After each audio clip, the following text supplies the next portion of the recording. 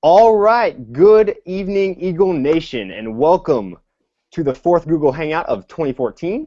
My name is Zach Davidson. I am a junior computer science major here at Georgia Southern University, as well as one of your 2014 SOAR orientation leaders. Tonight, we're going to chat with some of Georgia Southern's finest academic advisors, and these experts are going to answer some of the most frequently asked questions, as well as some of your own questions concerning academic advisement. In a few moments, the academic advisor panel are going to introduce themselves and begin answering some questions. But first, I'm going to cover some housekeeping items. If you have friends or family who can't join us for tonight's video chat, or you want to watch this hangout later, the entire video will be posted to our website, as well as the SOAR YouTube channel after its conclusion. Plus, you can also view any of the other previous hangouts from earlier this year. Tonight, we have a list of questions prepared for our panel. However, if you want to ask some of your own questions and you want us to answer them, you can send them to us via Twitter using the hashtag GSUSOAR14. This is shown at the bottom of your screen. Now, let's go ahead and meet our academic advisors. Hi!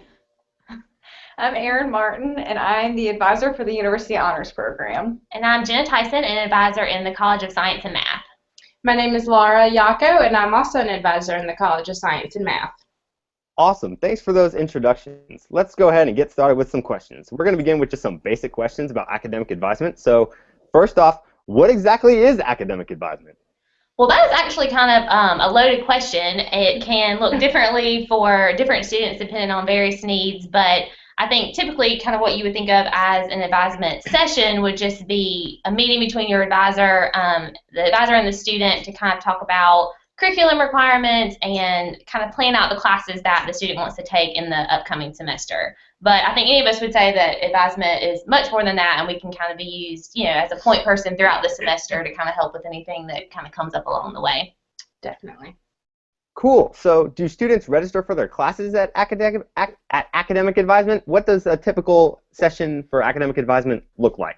Typically, no, they would not register during the advisement session. Advisement is actually done pretty early in the semester, so it's actually set up before registration even opens. So during advisement, you would kind of look at your curriculum, you'd look at your track to graduation and kind of what classes you need to take the next semester and get that all planned out. And then once registration opens, it would really be the responsibility of the student to then go on there and actually sign up for their classes.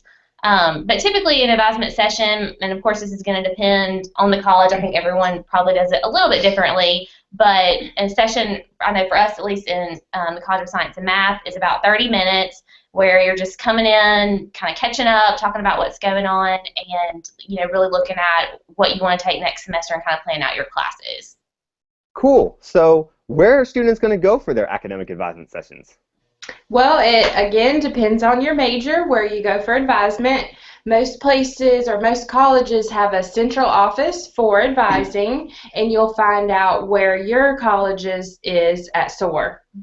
But at SOAR, you'll go to advisement in a different location than you'll go to for a regular semester, so make sure to keep them straight. Awesome. So is advisement going to be at the same location every semester?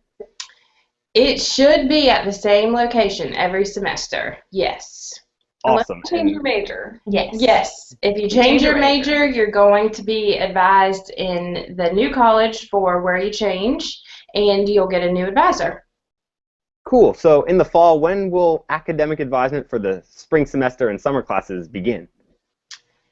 Well, again, that depends on your college. Everything advisement is college dependent. But for the College of Science and Math and probably a lot of the other larger colleges, it's going to start in the second week of the semester. So make sure you check your email early and often. Yes. Cool. So are students going to have the same academic advisor each semester? Could you talk about how academic advisors are assigned by major and whatnot? That, again, will depend on the college. Some colleges are going to assign advisors based on last name. Some are going to be by major. And then some, like the College of Health and Human Sciences, are going to have advisors for students who are in the pre-major, so pre-nursing, pre-exercise science, and then they'll move on to a new advisor once they actually enter into the full-fledged major and they exit the pre-major. But most students are going to have the same advisor every semester unless, like we said, you change your major, because your advisor is going to be assigned based on which college you're in. But most of the time you'll have the same advisor, and you'll at least go to the same advisement center. Cool. So you talked about if a student changes their major, some things could change. Could you discuss that in a little bit more detail? Sure. When you change your major, it's an online process, so you'll submit a request to change online, and then the college where you're currently majoring in will get your information together, send it to your new college, and an advisor from your new college and your new major will get in touch with you to let you know where to go for advisement and what you need to do before you show up. Cool. All right, awesome. So are students required to attend every academic advisement session every semester, even after their first one? Yes. Besides just being very beneficial for students, academic advisement is required for all students at Georgia Southern each semester. And beyond just the needing to meet about classes, there's something very important that happens at advisement, which is your advisor will give you your RAN. And your RAN is your registration access number, so it's kind of like a password or a code that basically unlocks your registration once registration opens for you. So if nothing else, you have to go to your advisor to get that, but then obviously we recommend going just to reap all the benefits that your advisor can help you with and can give you. So, but yes, you have to go each semester. Awesome. So does it matter when students get advised each semester? Do they just go online and sign up for any time, or is there a specific time they have to actually go? Well, probably earlier is better when it comes to advisement because advisors have hundreds of students who they have to meet with. So the sooner you get in for your advisement session, the more likely that it is that you'll be ready to register when your time slot opens up. Cool. So does that mean students can get advised more than once? Sometimes they can. Some colleges do want to meet with students, and they can meet with students twice a semester or more often than that. But some colleges are going to allow you to have one formal advisement appointment just because of the sheer size and the sheer number of students. That doesn't mean that you can't contact the advisement center or shoot your advisor an email if you have a quick question, because they're happy to help you. That's what they're there to do. But as far as formal appointment setting, they'll let you know in that first appointment or at SOAR how often and when you should expect to be advised. So some will come multiple times a semester, some will only come once. With students in the honors program that I work with, it's kind of completely different. I work supplementally, so you'll actually have an advisor in your major, and then you'll also meet with me to help make sure you're meeting your honors requirements. So my advisement looks a lot different than most of the other advisors across the campus, and for my purposes, students meet with me in their freshman year, are required to come meet with me in their freshman year, but they're welcome to come meet with me at any other time and as frequently as they need to. Awesome. Remember, we're here to answer all of your questions. So if you're listening live and have questions, be sure to send them to us on Twitter using the hashtag GSUSOAR14. And again, that's at the bottom of your screen. Let's move on to some questions concerning academic advisement, specifically at SOAR. So students are going to go through their first session of academic advisement at SOAR. Is there anything students should do before SOAR to prepare for that session? Definitely. Students can go ahead and begin getting on Georgia Southern's website, looking up the page for their academic college, and then looking at the information based on their major. Almost every major has what's called a curriculum worksheet listed on there, and it'll show you exactly which courses you're going to need to take over the time that you're here at Georgia Southern, and that can help you get a good sense of what courses you'll be required to take. So it's really good to go ahead and do a little background research and kind of a little bit of homework for yourself before you get to advisement so that you can come and be prepared to ask your advisor questions. That can also help you because sometimes students have they have an idea of what their major is, but once they sit down and they look at the courses that they're going to be taking, they realize that perhaps it's a lot of science or math or reading and writing, and that's not their strong suit and it's not exactly what they expected. So I really encourage students to get on Georgia Southern's website and kind of go ahead and start looking at those things. Talk with your parents, have them help you if they would like to, and know that when they come to day 2 of SOAR, or when you come to day 2 at SOAR for advisement, your parents can't be there. They cannot be there during registration. So make sure that you have that conversation with them before you get to SOAR, and then after day 1 when you meet with your academic colleges, so that on day 2 you're ready to come and you're confident in what classes you're planning on taking. Awesome. Cool. So a lot of students are thinking, what about my AP, IB, or dual enrollment credits? Could you talk about those? Yes, that's a question that we get a lot, especially for honor students, because they do come in with a number of AP credits, IB credits, and even dual enrollment credits. For students who are taking AP or IB exams, or who have already taken AP and IB exams and they have their scores, you can go on to Georgia Southern's website, and in the upper right-hand corner there's a little search box. If you search credit by exam, there's going to be a link that will take you to basically a chart that shows you if you took this exam and you got this score, what classes that will give you credit for. It's really helpful to go ahead and know that up front and be able to give that information to your advisor when you come to SOAR. For instance, if you test out of English 1101 because you scored a 3 on the English language exam, they'll know that you can then move on and take English 1102 instead of going back and taking 1101 again.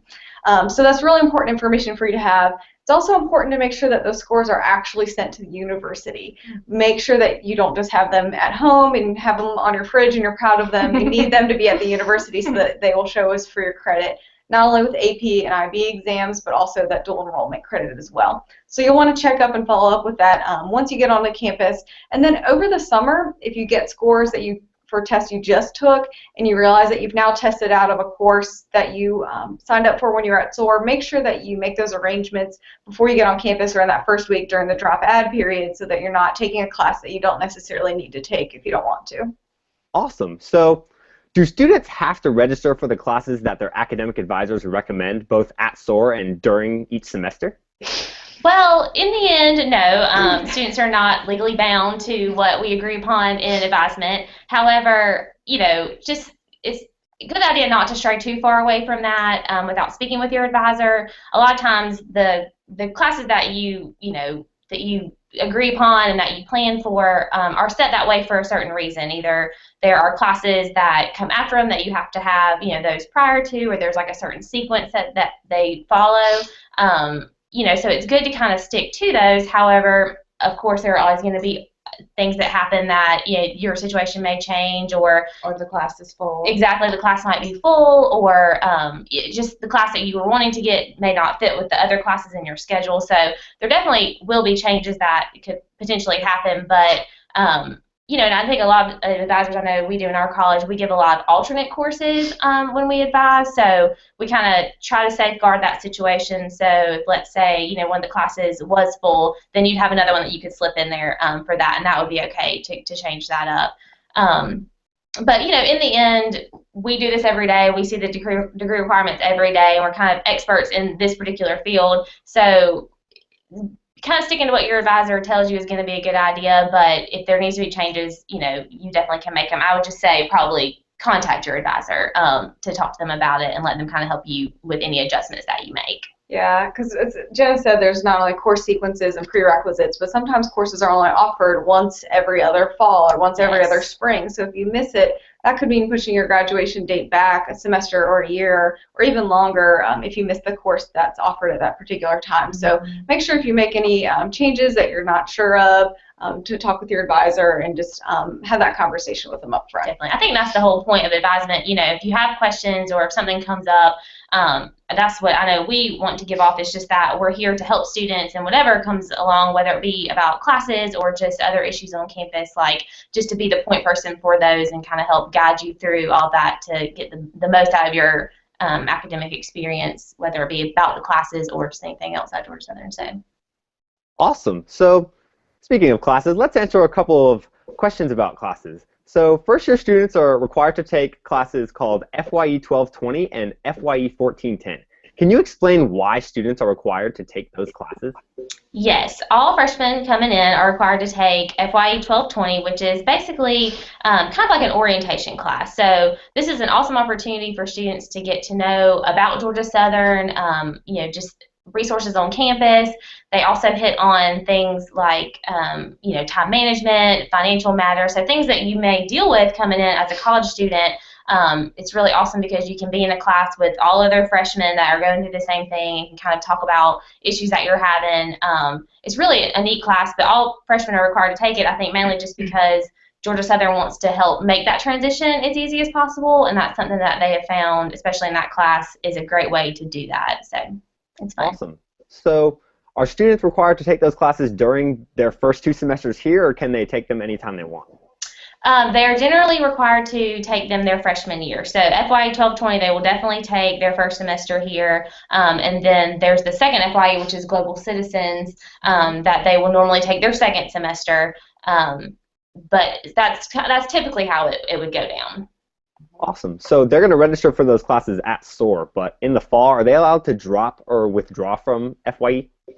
FYE 1220 you cannot withdraw from. So you will sign up for one of those classes, and once drop add period ends, which drop add is kind of during that first week of classes, if you need to make adjustments to your schedule, you can without academic penalty. But once that's over, you're not allowed to drop FYE. If you stopped going, it wouldn't automatically drop you. You would just fail the class.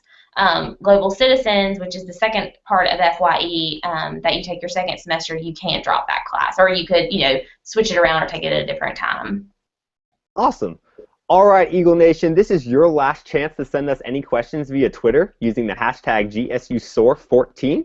Remember, you can ask questions anytime to the SOAR Twitter account at GSU_SOAR or on the Georgia Southern SOAR Facebook page. You can also share your photos with us on Instagram, again, at GSU_SOAR. For any parents listening in, be sure to like the Georgia Southern Parent Programs page on Facebook for any news and updates. Again, if you have missed any of our previous Hangouts or you simply want to watch them again, you can watch them on SOAR's YouTube channel or on the Georgia Southern Orientation website. There's a Google Hangouts tab under the SOAR Info menu.